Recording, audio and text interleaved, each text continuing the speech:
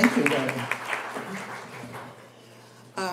When we started talking about doing this, we were first looking at just charter schools, but then I saw the Voice of San Diego report and thought, there's a lot more to the choices that we have in San Diego County than just looking at regular schools versus charter schools. It also made me think a lot of people in San Diego are from different areas of the country.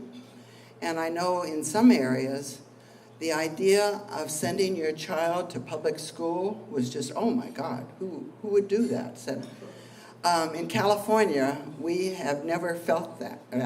Most people I know have never felt that. We've been proud of our schools, but they are having their difficulties. But in spite of all their difficulties, we have an amazing choices for parents and grandparents when they look at their children's schools. So we thought that this would be the best way to approach this. We're going to start today's program with Laura Cohn. She's the Director of Early Workforce Development at the San Diego Workforce Partnership, where she builds partnerships with school districts and works to provide childcare alongside career opportunities for parents. Previously, Laura had an education nonprofit in San Diego and co-hosted Voice of San Diego's Good Schools, Good Schools for All podcast. Okay, Good Schools for All podcast. That's my lefty handwriting. All right. So with that, I appreciate Laura to speak. Great. Good afternoon, everyone. I'm really excited to talk to you today about school choice and the Parents' Guide to Schools that I work on with the Voice of San Diego. As I was thinking about our conversation today, I was thinking about school choosing in my own life. So I think for many of us, when it came time to go to elementary school or when it came time for our children to go to elementary school, school choice wasn't something we considered. We either walked our 5-year-olds down the street to the local school, or we walked them to the bus stop and tearfully waved goodbye to them as they went off on their first day of school, and that was okay. Or maybe we were in a community where we didn't even consider sending our children to the public schools, and private schools was what we looked at. But my mother, in 1972, when I entered kindergarten, was having none of the local school. And so she went and looked at it. She didn't like it. Nobody was moving schools at that time, but my mother was. And so she traveled around our Kansas City suburban community until she found a school that was a half-hour away that she loved. It had an innovative curriculum. The young children were able to pick what subject they wanted to study. It was a very terrific format, and my mother loved it, and so she not only decided to enroll us there, but she convinced 2 neighbors to also enroll their kids in that school, and we formed a carpool, and so we were early pioneers in the school choice movement. So it's in my DNA, and the fundamental idea for me is that not all kids learn the same, and not all parents have the same preferences for how their children should learn. And families with means and preference always can make choices. They can make choices by moving to a neighborhood with better schools, for example, or maybe they have the wherewithal, like my mother did, and gumption to decide that she was going to move her children to a school that she thought was going to result in better outcomes for them. But school choosing has always been available to many of us, but not to all of us. So those with fewer means, with no transportation, often didn't even consider that choice was something that would be available to them, and just enrolled their schools in local school, regardless of how good they thought it was or how close a fit it was for their children's learning style or their own values and preferences. Happily, I can tell you that over the past decade since I entered kindergarten, the public school systems have developed many options for choice for children entering school. more so in the urban or dense areas than, say, in rural areas. And that's something to think about. But for kids entering school in most of the areas of San Diego County, they can choose to go to their local school, but they can also ask to have their child enrolled in another school nearby if they can get their child there. They can find a magnet school or a school of choice, and the district gives them an opportunity to elect into those optional district schools during a certain enrollment time period. And also there are charter schools that families can apply to and get into, and those are public schools also that create more choices for families to choose for their kids. So that's the environment that we're now in. Many parents find it overwhelming. And so there's little pluses and downsides to having choices. And the downside of having choices for your kids is that you worry about whether you've made the best choice or whether you're doing enough to ensure a great education for your child, and you aren't sure where to turn. And then the other downside of having so many choices is that sometimes the information about what your choices are is difficult to access. You don't maybe you don't have internet access, so you're not able to do searches online. You don't have a network of friends who know about the choices in the area, and so for individuals in those situations, their choices might feel more limited than they actually are. So I'm here to tell you about the Parents' Guide to Public Schools, which is a guide that the Voice of San Diego and I created a few years ago.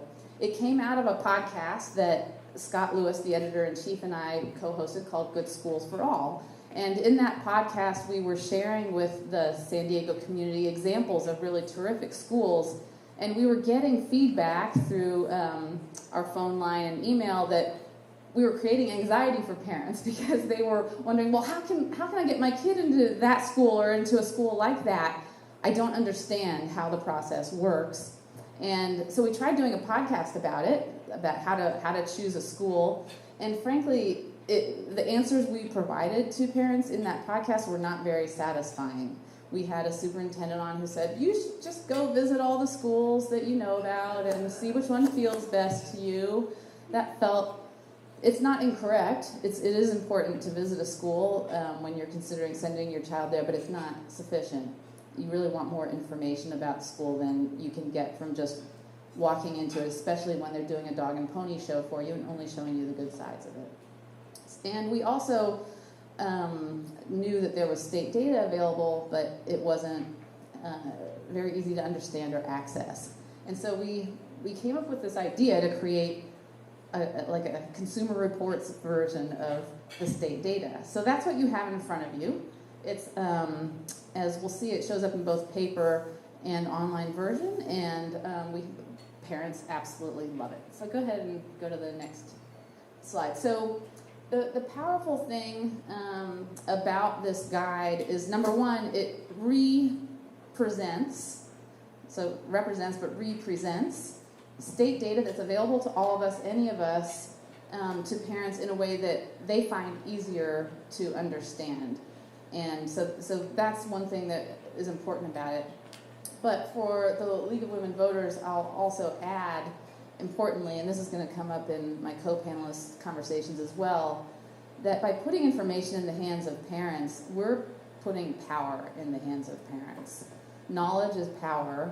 Not only do they know about their local school and their other school options, they know about schools all around our community, and they get to see how their school district schools are performing relative to other school districts' schools, or what kinds of options are available in their local schools compared to the kinds of options that are available in schools in a different part of town. And that's the part that I love the most about the Parents' Guide to School, is that it's empowering to parents. So just a few things to tell you about the guide. We publish it once a year. The new version will come out as close as possible to February 1st. That's the fastest we can turn it around after the state data comes out in December. It comes out both in this magazine version and in a digital version. Univision is a very important media partner for us. They promote it to their audiences. They sponsor a Spanish translation, and we distribute that as well. There are more than 50,000 copies that go out every year, and we distribute them both at all public libraries in the county, as well as through preschools and child care centers and other social service nonprofits like YMCAs. So you'll find it, especially in February, March, and April, you'll find it in the lobbies of a lot of public places in the region. And I'm putting the cost up here. It's about $60,000 to produce each issue, because it is costly for Voice of San Diego to produce it. They do it as a public service and because they believe strongly in the parent empowerment mission of the guide, but they also aren't funded to do it. So if anyone's inspired to support them in their work on the guide, I encourage you to do so.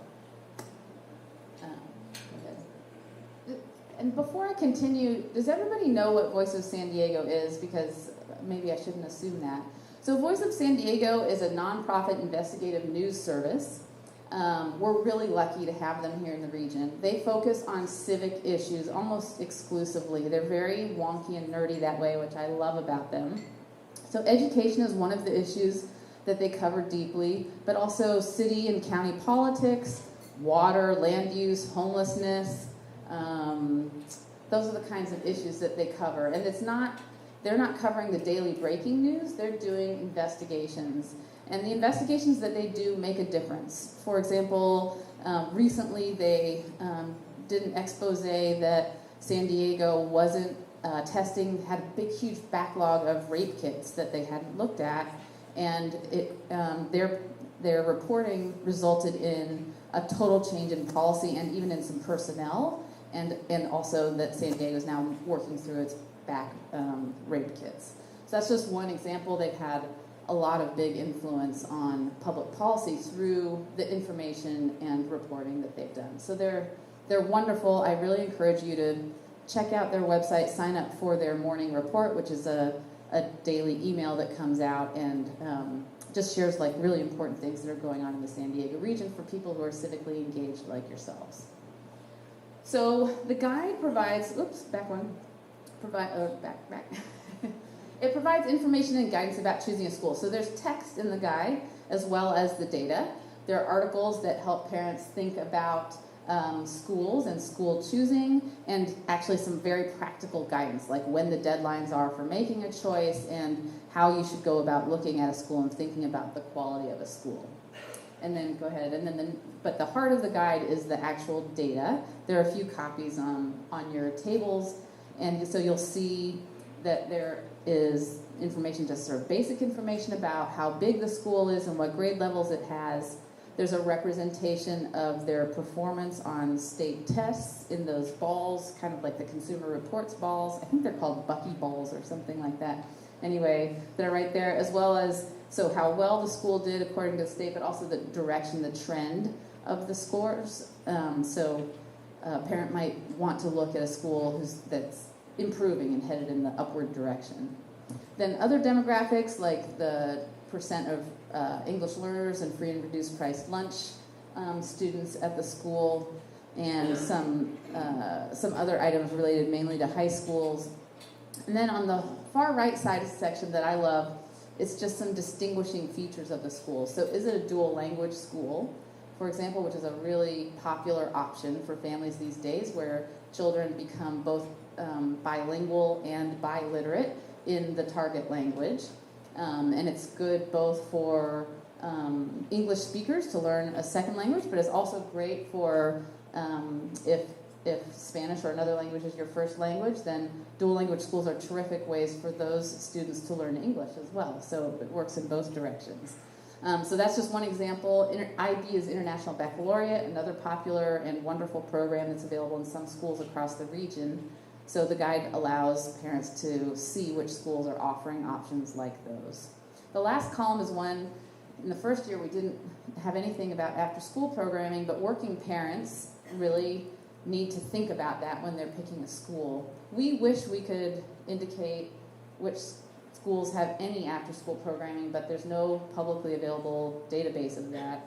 So we do what we can do, which is to let them know which schools have free after-school programs for low-income families, and that's sort of our better than nothing option for helping parents out with that really critical need and that critical consideration when they're thinking about which school to pick for their kids. Go ahead. So this, and if you click one more time, I think it'll start moving. Just click again. Yeah, there we go. So there's an online version that is also good, especially if a family is thinking about geography. So if they want to know what are the schools in my neighborhood, this online version allows them to zoom in on their neighborhood and then filter for, maybe they only want to look at charter schools, which is what the film is doing now. And wherever you are, you can just click on any one school and it'll pop up the information that's also in the paper guide, but it allows you to look at it that way too. But I'll say one of the things that Scott Lewis, Voices editor, and I love is that people love the paper guide.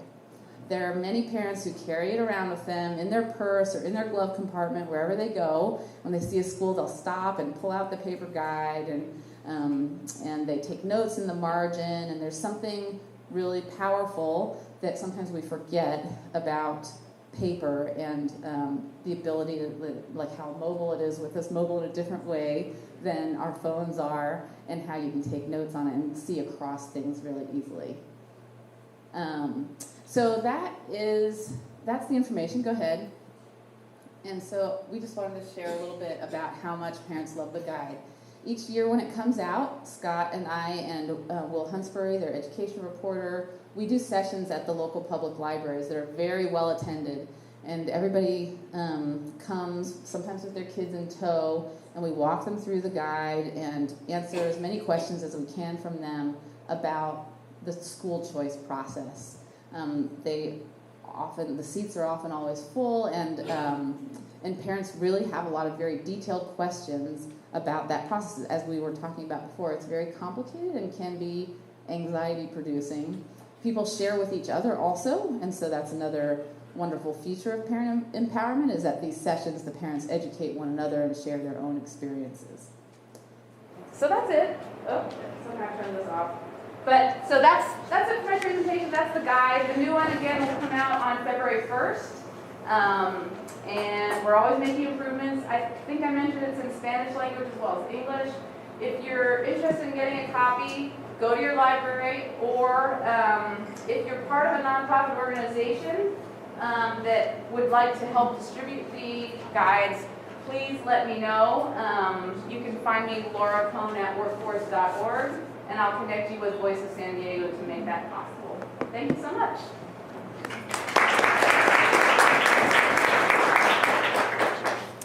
All right, now we will go to our next speaker, Claire Crawford. I had first met Claire when she was executive director of CPI, Center for Policy Initiatives, which does a lot of research on important issues for voters. And she was there for 7 years. And now she is with In the Public Interest as executive director. They work on equity issues, job quality, wages, and she's been an organizer on many social policy issues for her professional life, right? Mm-hmm. So please join me in welcoming Claire Crawford.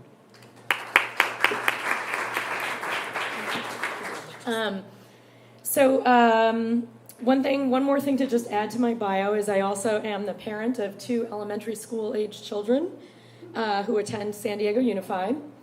And it was just interesting hearing the whole choice process. I remember kindergarten being very anxiety-inducing and trying to decide what the right thing to do was. I was really compelled by dual language immersion. My kids do not go to a dual language immersion school. And I actually asked our principal at one point if there was some way for us to incorporate that into our school. And she said, well, if we wanted to do that, we'd have to fire half the teachers because they weren't bilingual. And so I really liked our teachers and really liked our school, so decided that wasn't worth pursuing. And I think ultimately the choice that many parents make is really, there's a plethora of options, and in many ways it's you might have some things you prefer, but at the end of the day, I think what most parents are looking for is what's going to provide a quality education to my child in a safe and nurturing environment. And So I think a lot of times that's what it really boils down to. I think that's one of the reasons why actually touring a school is pretty important. But it does promote a lot of hard decisions. So I'm going to focus most of my talk today on kind of two buckets of things. One is a little bit of like myth busting that a lot of us have to go through in the school choice process and making determinations about what's good and what's not and what's new and what's old, et cetera. And then I'm going to focus specifically around some charter school and neighborhood school differences, similarities, some different characteristics of law that are part of what drives the differences in those schools. And that in particular is my main area of focus in the public interest. In the public interest, there's a lot of work around looking at issues of privatization of public services and making sure that those kinds of things are approached with an eye towards, number one, protecting taxpayers, and number two, protecting the recipients of those services. And in this case, that's so incredibly important because those recipients of those services are students and children. So we look at the issue of charter schools in part through the lens of privatization. So you can go to the next slide. So just to recap a little bit of the research that we've done in the public interest that I'm happy to follow up on with people later on, but won't spend much time on. So we did some research in 2015 on virtual education in California, and we specifically did a case study of Kava, which is it was the nonprofit chain that was created by the for-profit K-12 Inc. And they ended up having to pay California a bunch of money for various kind of fraudulent practices that they never admitted to. But one of the critiques I always have of this is that the K-12 Inc. for-profit was paying California really out of education dollars from some other state, because at the end of the day, they're contracting to provide public education, and that's where their profits come from. So it really is coming out of, it felt like a victory. It was a hollow one, because probably some children in Ohio were losing some funding for schools. So Spending Blind, this was our second major study that we released in 2017, and this actually looked at how California funds facilities for charter schools. And what we found is that it's a lot of money out the door without a lot of restrictions or thought about how that money gets directed, whether there's a need for seats for more classroom seats, so you end up with a lot of additional facilities. So a lot of schools that are not at maximum capacity and a lot of schools at partial capacity. You end up with a lot of money going to facilities that ends up with the facilities no longer belonging to the public.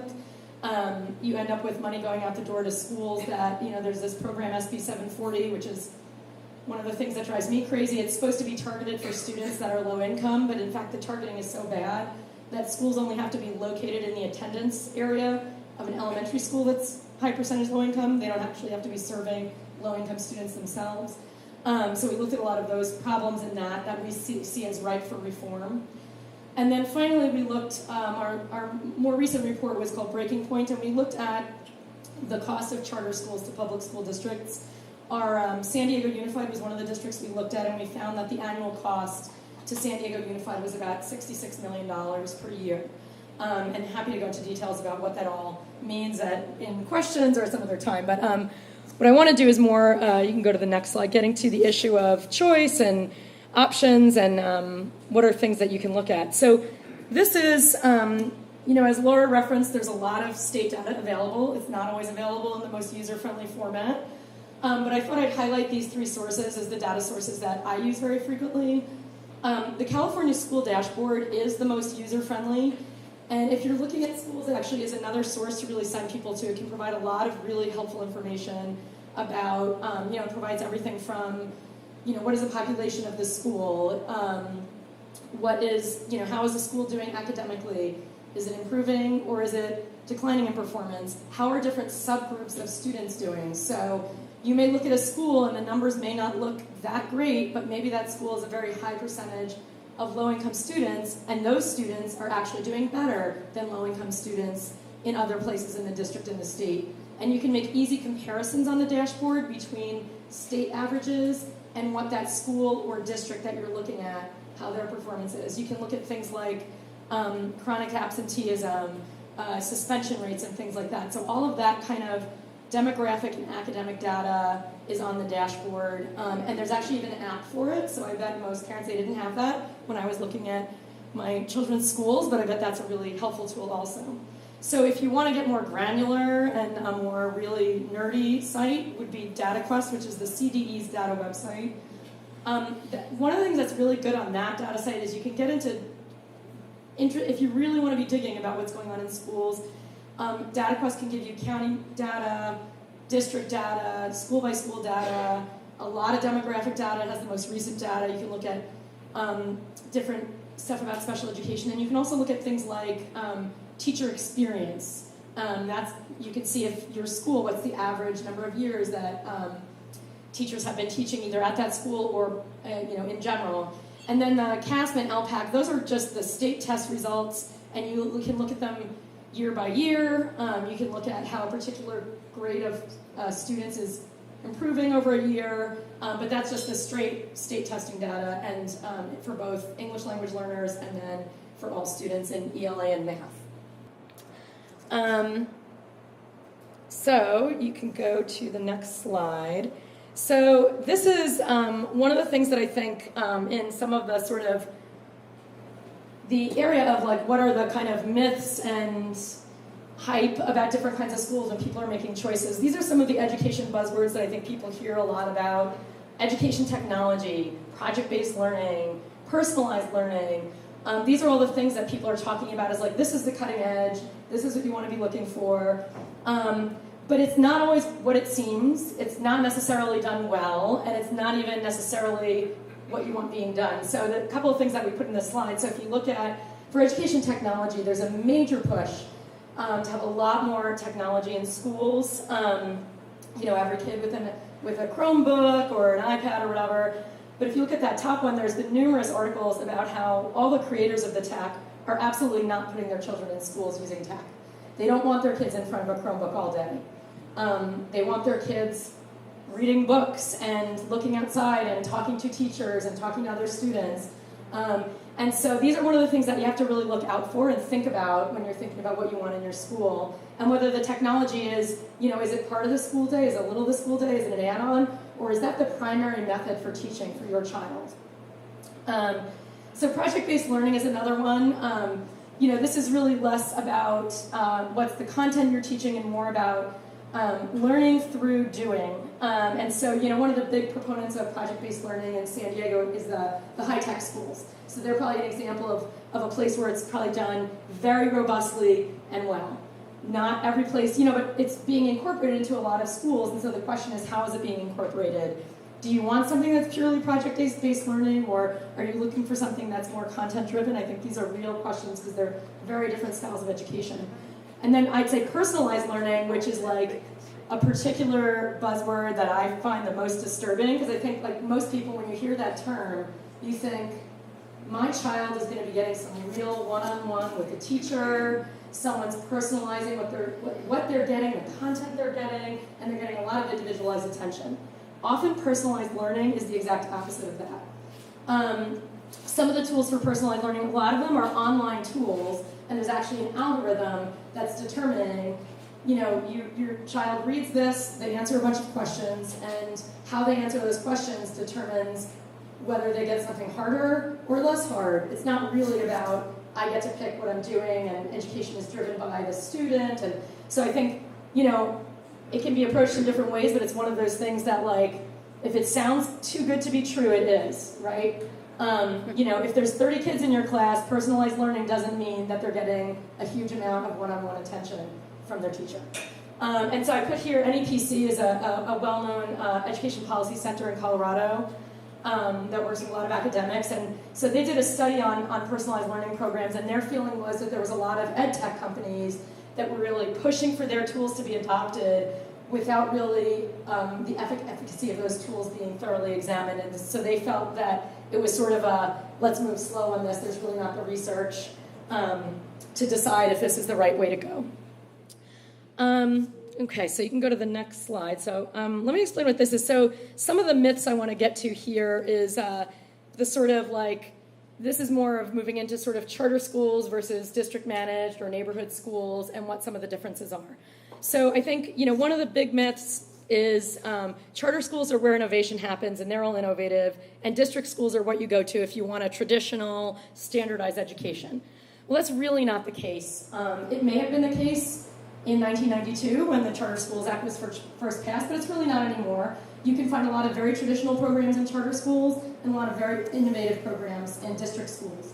Some of you may have seen recently Poway Unified School District and got a lot of people yelling at them because they had Betsy DeVos come and look at their school at her request. But basically it was because they had this school, Design 39, which is a very innovative school where they allowed educators to come together and design a new way of teaching. And the district had created this school. So there's a lot of examples like that in both the charter and the district sector. So it's not an assumption that you can make that one or the other is very traditional or very innovative at this point. Another big myth is that charter schools are better performing than district managed schools. So there's a bunch of slides that are all going to look similar. I'm going to go through them quickly, but this is... I will explain that in 1 second. Thank you for asking that. So this is basically the California Assessment of Student Performance. These are the CAST tests. This is the standardized tests that kids take every year. They're robust and extensive. My daughter took them for the first time last year, and it was like a week-long set of testing. Now, standardized tests are not everything. They don't tell you everything about the school. They don't tell you everything about how a child is doing. But they are a general indicator of where students are on a proficiency scale. And, some kids are, standardized tests work well for them. For some kids, they don't. So it's not the be-all, end-all, but it is what we have right now to give us a sense of how schools are doing academically. So this is data from the 2019 results. That's from the last school year. So my daughter's test scores are included in this, my older daughter. And this is also, what I'm going to show you is not necessarily the case in every county and every geography around California, but this is the case in San Diego County. So this is a comparison of the CASP results for last year for the charter sector in the county and as compared to the district managed or neighborhood school sector in the county of San Diego. So it's all of the county district-run schools and all of the county charter-run schools. So as you can see, overall for all students, ELA means English Language Arts. So this is reading, writing, etc., vocabulary. District-run schools outperform charter schools by about 6 percentage points. That means 6 percentage points more students are proficient based on the cutoff in the state standard in district schools than in charter schools. You can go to the next slide. And similarly in math, district-managed schools, we have 46%, charter schools, 35%. Now, I'm sure lots of folks are saying, my God, less than 50% of our students are at proficiency. Yes, we should all be saying that. Both sectors need to be improving. So this is not good enough, but this is where we're at.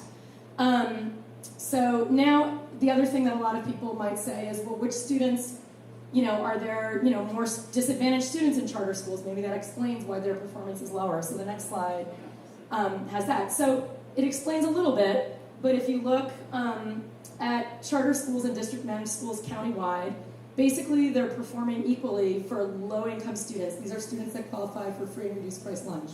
So they're basically performing equivalently in English, and then you can go to the next slide. And district schools perform a little bit better in math than the charter sector. So that's for San Diego County, and then the next slide I figured San Diego Unified is by far the biggest district here in San Diego County. It's the second biggest district in the state. And so you see similar numbers to the county.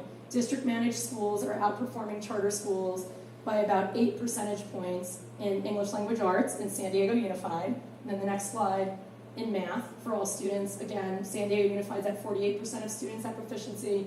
Charter schools in San Diego Unified are at 35%. So again, looking at socioeconomically disadvantaged students, again, the margin is a little closer, but serving those students, the district is still about 3 percentage points above, a little bit less than that, above the performance of charter schools. Now, 2 percentage points of kids is not huge. It doesn't make a case for one kind of school or the other being the superior model, but what it does tell you is charter school does not equal better school academically by any stretch here in San Diego County. So you can go, and then again in math, district schools for socioeconomically disadvantaged students are outperforming charter schools. And you'll see similar numbers or numbers that are very close to each other with a lot of other subgroups by ethnicity, by special education, et cetera. And you can see all of that if you can on those websites if you want to look up for yourself. Okay, you can go on to the next slide. So actually, can you go to the next slide after that? So, so one of the reasons that it was important, I think, to go through some of that and to really talk about why, what those differences are. There's, a lot of people arguing about who are these schools recruiting, who's in the schools. I mean, there are differences, and there's a lot of debate around that, and that's a good, healthy, important debate. But in terms of academics, a lot of the stuff we're told and we think may not be exactly accurate, and so looking it up for yourself. And obviously, this doesn't argue for any individual school. You can compare two different schools. If you pick two different schools, and you may get something looking totally different, but these were the numbers broadly.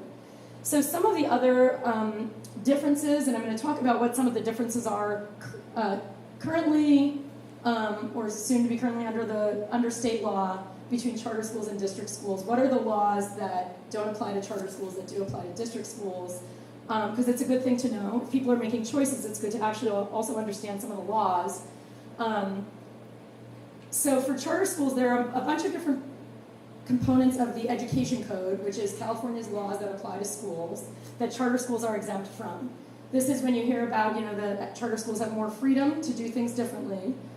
They're specifically referring to the exemptions from the Ed Code. So here are some of the ones that still exist that we think are actually somewhat problematic. Not all of the exemptions are problematic, but some of them are. So there are student due process rights that students have in district-managed schools that charter schools are exempt from.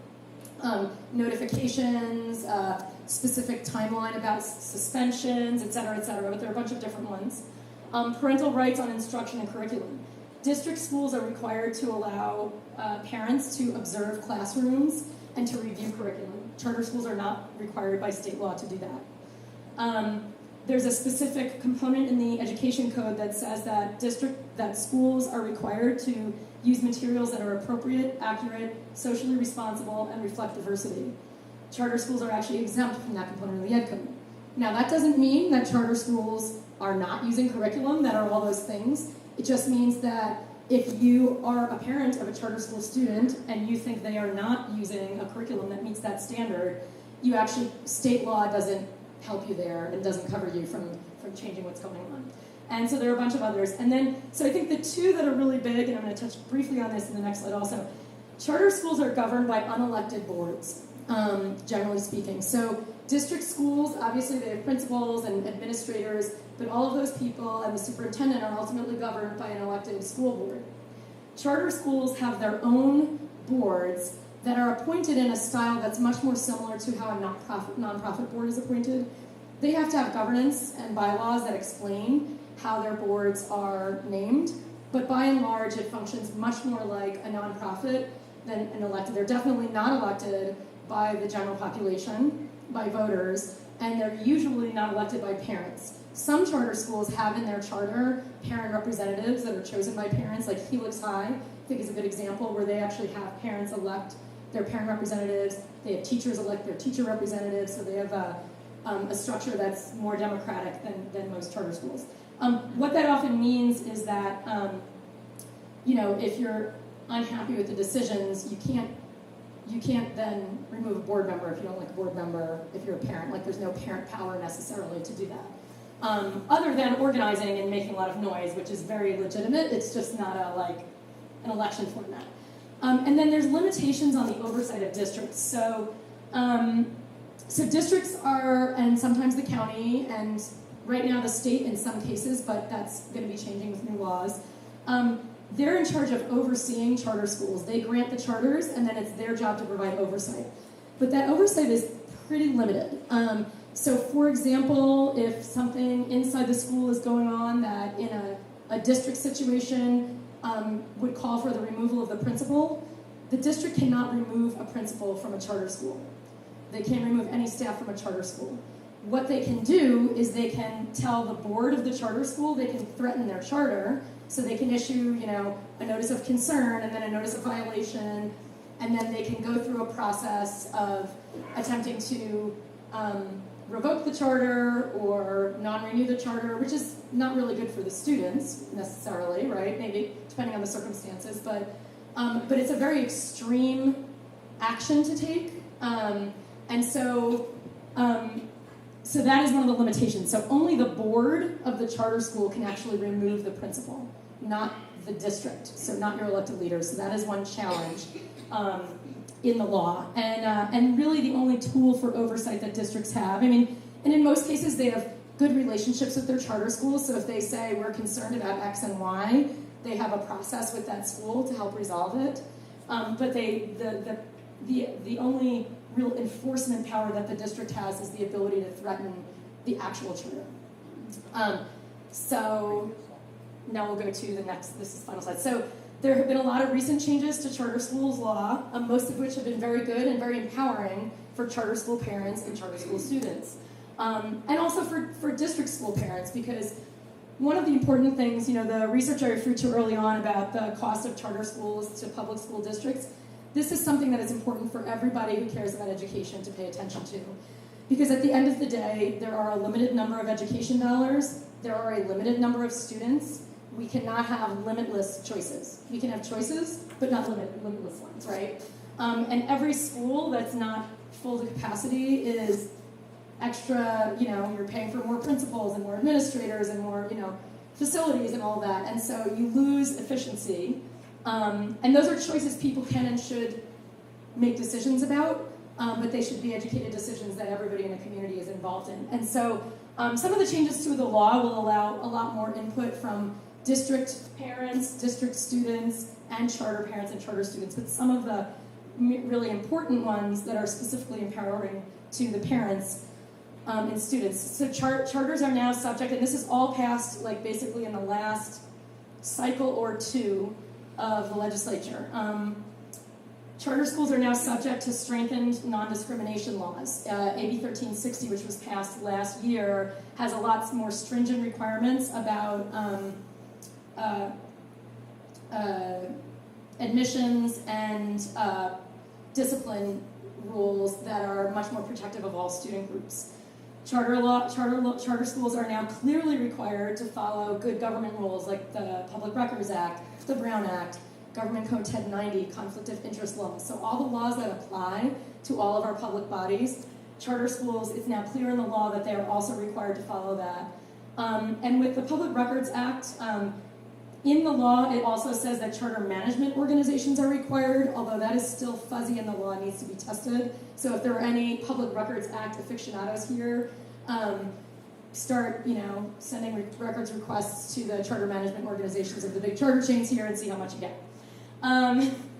Charters are now actually required to provide at least one free and reduced price meal to qualified students. Before a year ago, they were not required to provide that at all. Obviously making it difficult for children that relied on that to choose a charter school if they wanted to. And then there's a moratorium on new quote-unquote non-classroom based schools. These are like virtual schools, home schools, because as we've all seen here in San Diego and around the state, I don't know if people follow the A3 scandal where they embezzled somewhere between $50 and $80 million in a network of virtual schools by creating students that they weren't actually teaching and things like that. There's been a lot of skepticism about that sector, I would say rightly so. And so there's now a moratorium for 2 years on new non-classroom based schools, and it's an ability for people to spend the next couple of years really figuring out those are options that can be really important and really helpful for some students. But the growth has been very dramatic, and there have been a lot of problems in that sector, so it gives the state a couple of years to really look at that sector and decide how, what kind of changes should be made. And then finally, and I saved this to last because it's my transition, charter schools as of this year are required to actually hold a public hearing on their local control accountability plan, which is their plan about what they're going to do in their school, and which districts and counties are already required to do public hearings on. So now charter schools are too. And so I saved that for last because I think PK does a lot of excellent work training parents to know how to intercede in those kinds of processes. So I'll turn it over. Yeah, thank you.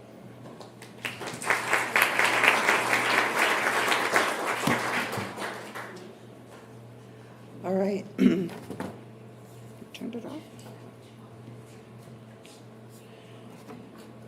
this on yet?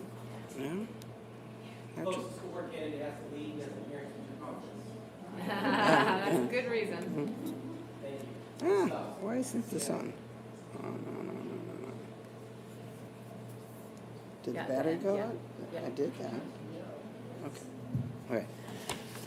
All right, our third speaker is Patricia Mayer, and she's Vice President of Program Development at PK and responsible for monitoring the overall quality of PK's programs at each of the 10 regional offices in California.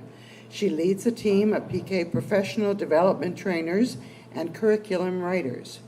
Having worked at PK for 28 years, Ms. Ochoa Mayer collaborated with PK co-founder Dr. Alberto Ochoa in the design of PK's signature program curriculum. She has overseen the development of all PK programs and has been instrumental in expanding PK's parent engagement program across the nation and internationally through the best practices licensing agreements. And she has personally trained staff in 33 districts in Montana, Minnesota, Washington, Wisconsin, Maryland, New Mexico, Texas, Arizona, Ohio, and Mexico. So again, please join me and Okay. yeah, there you are.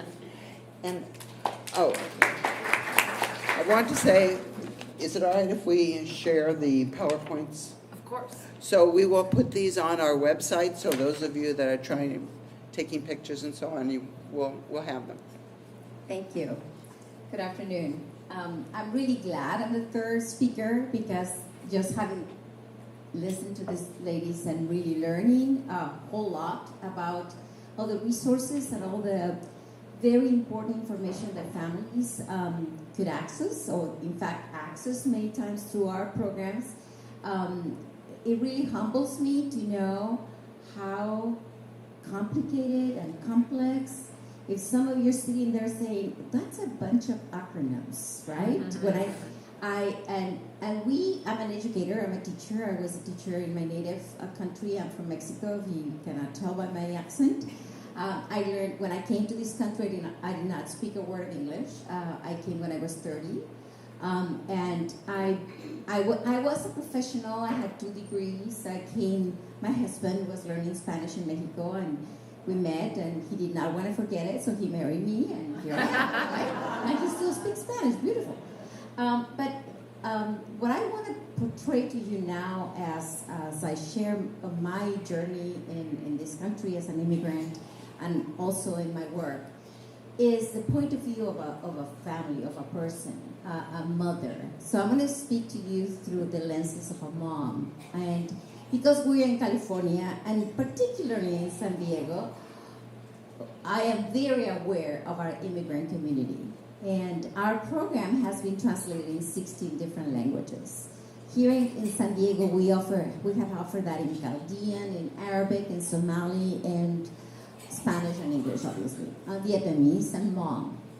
So, and in LA, I don't want to name them. There's many languages. We go to schools where there's like 20-something languages, and so we are just, the PowerPoint is not right there, but so. Yeah, I can't seem to get it back So online. let me just talk to you about the experience of a parent who is presented with this very valuable information. And now I can hear that and understand every word, and understand not only the word, but also the concept and the incredible power that I have if I know what an LCAP is, right? And once I understood the English version of it, what LCAP means, or LCFF, or AVID, or, I can go on and on and on. You know, all the different testing, in just the 30-something years that I've been in this country, the state test has changed so many times, and sometimes so quickly that by the time I'm learning the acronyms and the time and when how many of you are actually educators, have been in a classroom? Okay, so you know what I'm talking about, right? You were just learning the new system and then change it. So from the perspective of a mom who comes, I came to this country with 2 kids. I came to this country and I was a professional. I am a psychologist. And I had 2 degrees. I was a teacher and I was a psychologist. And I sat down in my living room crying. Obviously my husband spoke Spanish and English. And so he was translating these things to me, one to my language and one cognitively. So what does that really mean, right? So I went through the process myself, and now it's my mission in life to make sure that even families who are here, born here for generations, who speak English beautifully, there's still a loss. We realize that many of our families do not understand, not because they don't love their kids, but many times the institutions have that thing, they don't care. Not all teachers will say that, not all principals will say that, but there's assumption sometimes when mom is not showing up to the parent-teacher conference, or when the mom is not there to pick up the kid, or when the kid doesn't have the homework, it's my child, there it is. So parents do not care.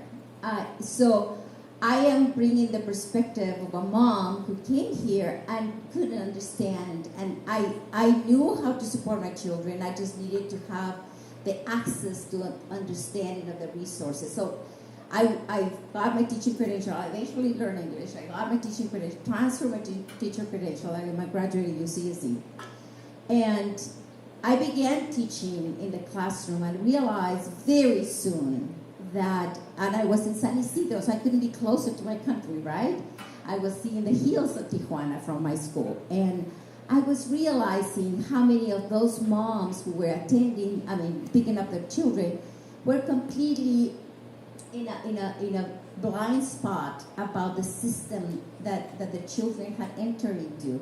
I was able to translate that to them, and I was able to say, this policy that the district is passing is going to be beneficial for your child or not, right? In places where the children were, for instance, in bilingual education, there were certain things that we're doing that I considered that were not in the benefit of the children, and I realized the power of mom and dad.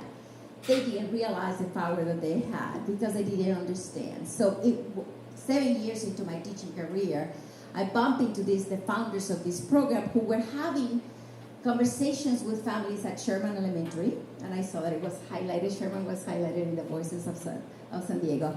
Sherman Elementary back then was the lowest performing school in San Diego, an elementary school in San Diego, and they began a conversation with families precisely to make sure that they understood, moms and dads understood the consequences of being the lowest performing school. And what does that mean for your little Lupita or your little Johnny? What does that mean? Fast forward 10 years.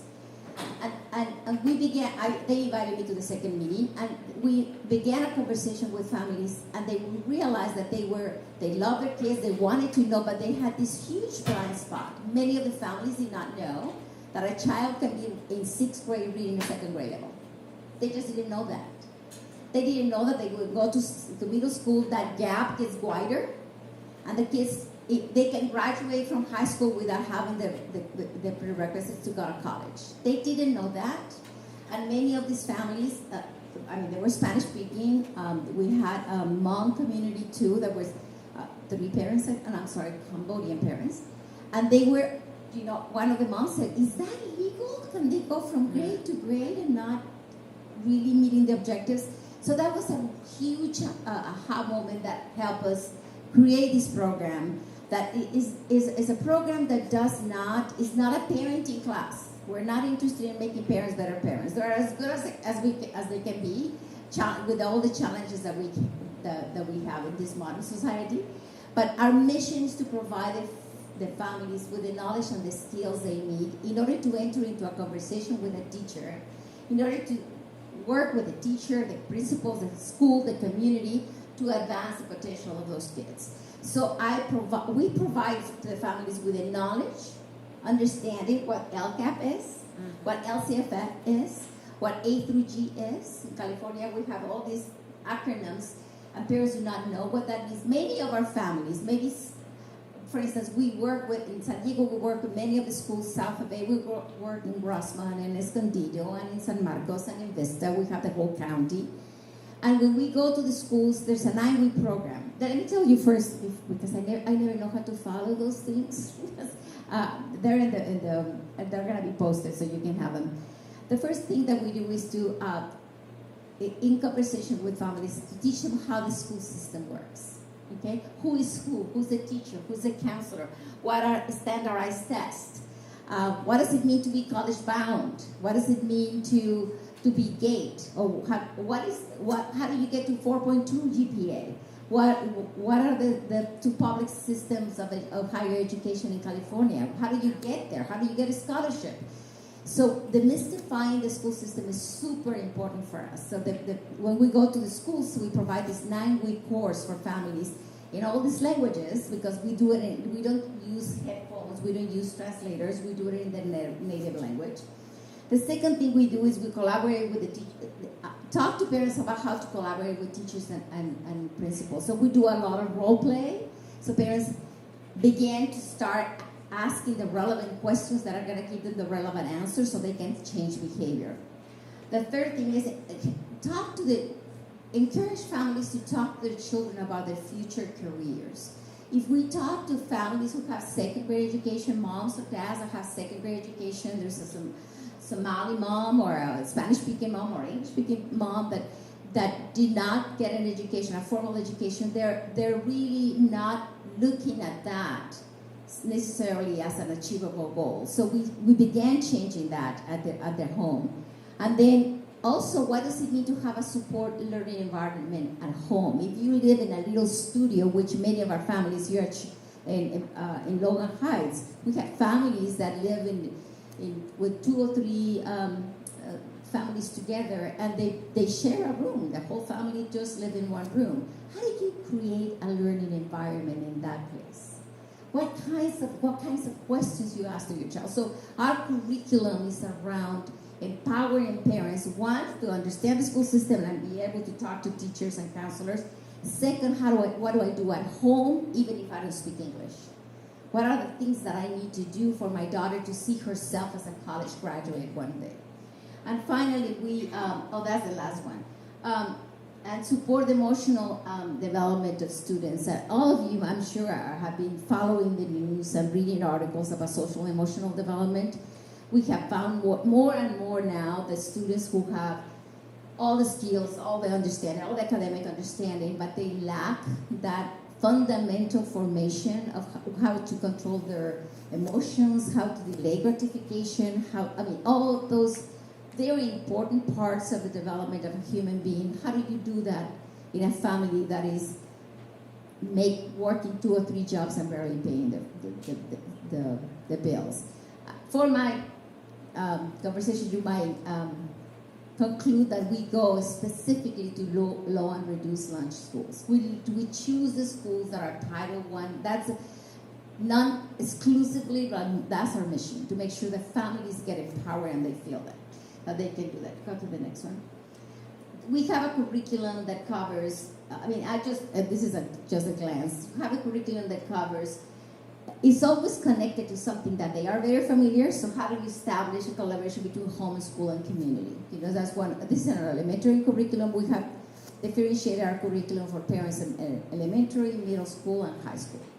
So fostering self-esteem through academic achievement. So the parents understand how to demystify the school system, reviewing the Common Core state standards in plain English or in plain Hmong or in plain, in a way that is digestible, right? And for instance, I love the dashboard. I really do love the dashboard, which is the system of accountability that is, you can see it online. And how do you make that accessible to people who are they don't speak educational jargon? So that's our mission, to make sure that these very important tools are utilized at the ground level. So that's what we do. This is our middle school curriculum. That's where the parents begin feeling that they're losing their power, right? Because the teenagers are pushing them away, and many parents are unfortunately letting go of the kids, because especially there's a barrier in language, and parents are not as fluent in English. There's a role reversal that has detrimental consequences, and parents start backing up away from that responsibility to be in front. So this is very, very focused, and don't lose your kid. Don't let go of that. Making sure that you're still in control, that you're still setting the guidelines, that you're still the person asking for the questions. Don't take your kid to translate your parent-teacher conference, please. Don't make that mistake, right? And so that's the kind of thing that parents need to get from somebody who's an outsider. We're not from the schools. We're not part of the school system. We're a nonprofit organization. So we're not there to accuse or defend. We're just there to tell them this is what works, right? And we also have curriculum for high school.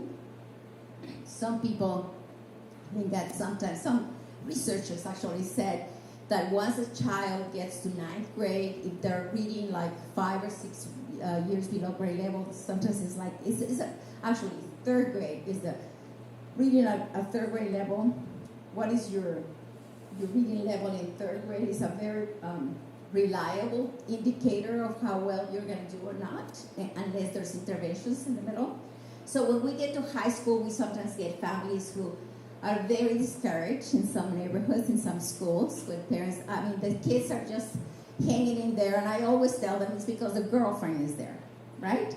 This kid is going to school because the boyfriend is there, or because the girlfriend or the friends, their friends are there, and there's the social environment. That's why they continue going, but they already checked out mentally. So what we do with our curriculum in high school to parents, again, we continue giving them, accountability measures. How do you know if the student is at grade level, and what can you do? Even if he's really behind grade level, what are the resources in the school? Why are you, by law, protected? Can you go and observe a class? Parents do not know that. They do not know that they can ask to observe a class. And they're blaming the kid, right? It's like he doesn't, and they don't realize what is the climate. Unfortunately, now we have in our LCFF, our local control funding formula, it requires the schools to have priorities, and one of the priorities is school climate. Parents know that. They need to know how to measure that. What does it mean, the suspensions? What is the rate of suspensions for children of color, right? So that's what we do with it, demystify the school system. So let me finish. We have had, we are a nonprofit, so my role is to be a professional beggar. I'm also always asking for money to continue our mission.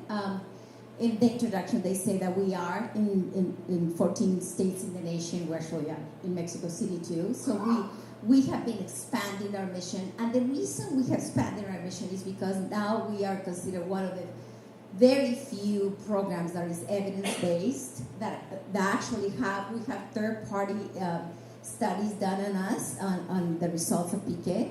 And for instance, I just chose one of them, the latest longitudinal study demonstrated that the children, and again, keep in mind this, we go to schools who are typically low-performing, very high population of free and reduced lunch. And our children are graduating at higher rate of the children in the similar demographics.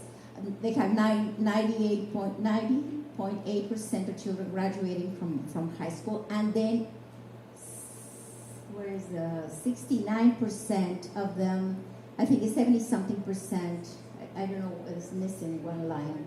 69% go to community colleges, and then you can see the breakdown, but the total, I think, is 72.2% of students who are enrolling in higher education. And these are the children from families who otherwise would not even see higher education as an option. So, should I do the next one? So, that's it. That's what PK stands for, Parent Institute for Quality Education. Okay. So we've got a number of questions here, and Lori will be picking up more of them. Can someone make a brief statement regarding homeschooling or regulations, etc.? And there's another question related. where does homeschooling fit in, and are they required to follow a standard curriculum? Anybody want to answer that? Oh, you've got that mic there. I don't know very much. I don't know very much about that. Yeah, I think, is it on? I think none of us know a tremendous amount. I know there are some standards they have to follow, but it's pretty loose. So I only know it really more through the lens of the charter school systems, homeschooling programs, but there's a lot of leeway with curriculum. Okay. Yeah, I guess I'm not 100% confident of what I'm saying here, but homeschooling parents in California currently can enroll in charter schools that are established to support them, and they are supposed to integrate some teacher review of the curriculum that the families are using with the kids, and it also has been enabling the charter school organization to transmit our tax dollars to the family for them to do whatever they want with the kids that they deem educationally valuable. There's recently been some expose of those practices and some questions about the validity of the use of taxpayer funds for those purposes and the profit taking by the charter school organizations that are running those systems. That's the only thing I can add. I don't know very much about homeschooling, unfortunately. Okay. And we have two questions related to transportation. So if a parent opts for charter school, is public transportation offered? And if not, how do you prevent schools from becoming racially or socially isolated? And the other question is basically the same. School districts reducing transportation under NCLB and charging even magnet transportation, how much choice do students, especially low income, really have? Yeah, I think we all probably have something. Go. It's a Yes, We all probably. No, it's all. Can't use this. Oh. I don't know what's on. We all probably have a little bit to say about this. One thing that I moved here 8 years ago from Washington State, and one thing that shocked me 8 years ago was how little bus transportation was remaining in California. And in the 8 years since I arrived, it's plummeted. There's just very little public school bus transportation, and I'm talking about to regular schools. I'll let Claire answer for charter schools, but yeah, it's a very diminished thing, and it's resulting in very onerous walks for children and teenagers across our region, and it's a place where the state has allowed school districts to make drastic budget cuts. School districts are also allowed to charge and then to sick debt collectors against families when they're unable to pay the fees for actually transporting their children to school. So my personal opinion, and I should talk to my friends at Voice of San Diego about this, is that it's an area that needs a lot of investigation. They've started doing some good work in it, but I don't think most of us recognize the degree to which public school transportation has been dramatically eroded in the past decade. So, yeah, I mean, I think there's a whole school of research about the question of choice and equity. And one of the major critiques is that if you do not have transportation, then choice is inherently inequitable. I think this gets at sort of the same thing that the school lunches thing got at, right? If you're a family that relies on school lunches and the other choices don't provide school lunches, you know, if you want your child to eat, you're not going to send them to a school that doesn't provide them, right? It's sort of the same concept. And I think just the fact that so many districts are or have already, and there's no guarantee of any transportation for charter schools or any schools of choice. The fact that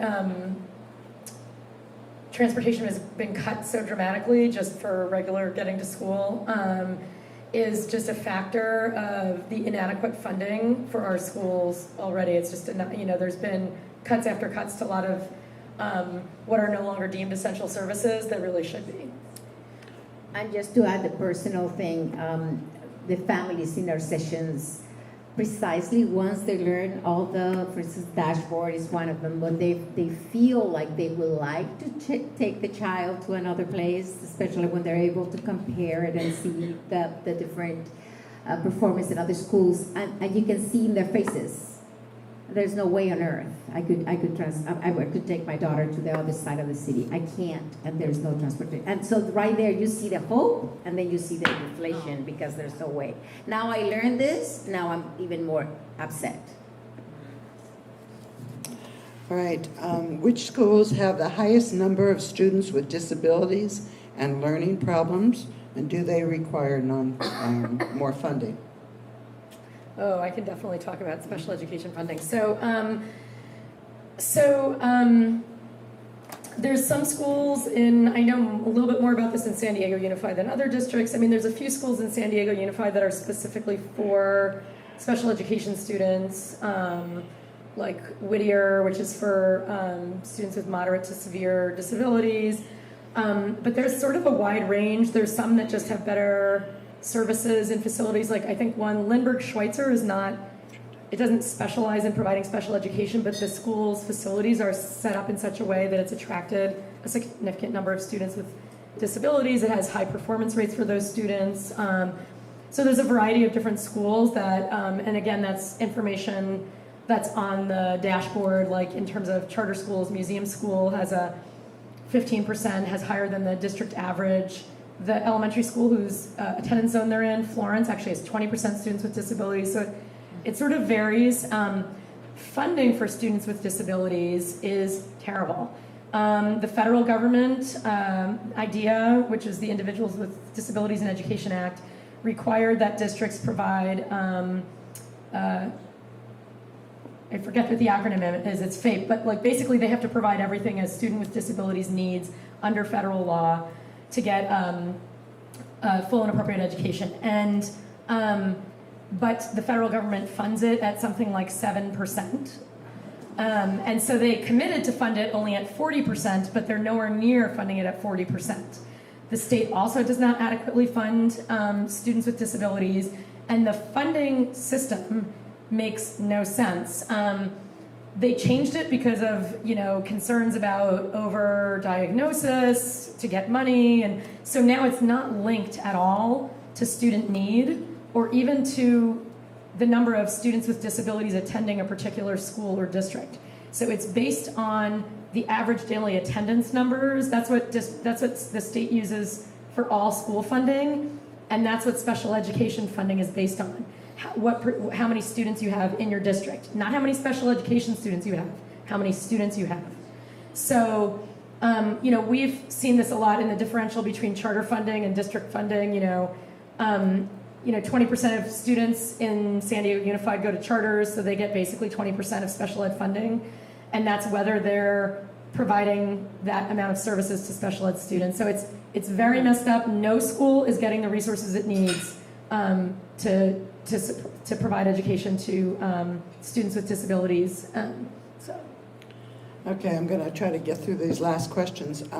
How does a parent find out about quality school programs for children with specific special needs, such as autism spectrum disorder? Yeah, the school district is required to provide that information to parents. That said, it often requires aggressive advocacy, that's the word I'm looking for, on the part of parents to get the information they need to know what school in their district or what location or even what classroom will best serve their children's needs. And for families of means, they can purchase that advocacy. For families that don't have the extra $5,000, whatever it costs, or that people are willing to pay in order to assure the right placement for their kids, sometimes they don't find out the information that they really need or don't receive the services for their child that their child really needs in order to thrive. All right. Do magnet and intra-district transfers have different or increased funding than neighborhood schools? No, they don't. Schools are funded based on average daily attendance, so it's how many students you have on Student Census Day is basically where the funding comes from. That's a date in October. That's what the state bases funding on, but there's not, I mean, unless districts decide to invest additional resources in a school based on particular services. But so California's funding, so the local control funding formula actually does provide additional funding to districts based on if they're serving high percentages of English learners, foster students, and homeless students. Free and reduced. And free and reduced lunch qualifying students. Can you track that very adequately to a specific school? Not really. And so that doesn't though provide like for CPMA, the performing arts school doesn't get more money based on being a performing arts school unless the district decides to dedicate funding or there's additional money raised. So there's no specific funding that a magnet or an interdistrict transfer student would get attached to them. Okay. All right, and this is for you, Claire. Could you say a few words about breaking point, the cost of charter schools to public education? Keep it short. Sure. So what the report looked at, I mean, this is a question that has come up repeatedly. The state of California has addressed charter policy as if there is no fiscal impact on districts when you create new charter schools. And California has no real limit on the number of charter schools that can be created. They have a theoretical one, but it's not real.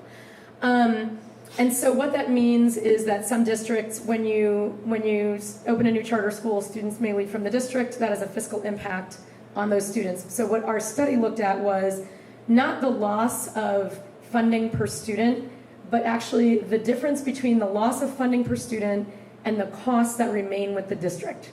Some people call them stranded costs or fixed costs. Like you can't, if 3 students leave an elementary school, you can't lower the salary of the principal by the cost of those 3 students. You can't pay less really for facilities. And so it's very hard for districts to often adjust with some of those fixed costs. So it does create an additional burden basically on the students that are remaining in district schools. And so that's what Breaking Point looked at. We're not the only study that's done it. It's been done in various places, and the findings are generally the same, that there is actually a cost. And so the policy advocacy is, so what is the state going to do to make sure that district students aren't the ones who are losing out when you open more charter schools? There's actually a lawsuit, I think, that was recently, the name of the organization that it went pursue that was Public Advocates. You can look them up, and they were really concerned about that, precisely that one. All right, and I'll end it with, this is a little partisan sort of thing. Is it true that Dems are at war with charter schools because teachers' unions bankrolls the Dem campaigns? So I would suggest that you call the teachers' union and ask them if they think the Democratic Party is at war with charter schools. I think the answer would probably be a resounding no.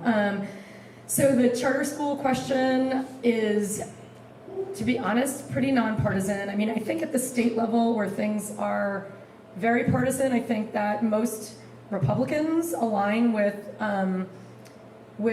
the charter industry. I think that's not different than, as we see it through the lens of privatization, than in most other privatization of public services. That's generally something that Republicans are pretty aligned with. The Democratic Party, there's definitely a lot of different opinions on charter schools. Some Democrats are very pro-charter, some are very anti-charter, some are in the middle, which I think is like reflective of the population in general. But I think there's definitely not a straight partisan alignment by any stretch of the imagination. All right, thank you. And also I just want to point out, like, the charter industry puts a huge amount of money into politics. So I think a lot of people talk about, and the teachers union does too. Teachers union spends a lot of money on politics. Charter schools are not their top issue.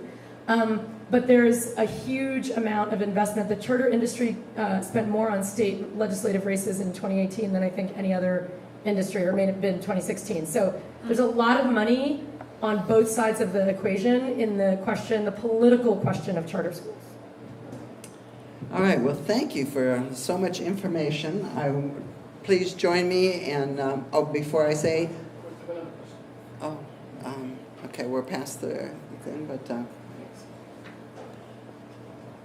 what are Democrats doing about immigrants overwhelming our school systems? Is that? I'm not aware of immigrants overwhelming our school systems. It's just, it's the quality is not as good because Well, when we talk about quality, hopefully everyone that is interested in signing the petition for schools and communities first, please sign it if you don't, if you haven't. This one's filled. Okay, that one's filled if there's, okay. Yeah. Yeah, I mean,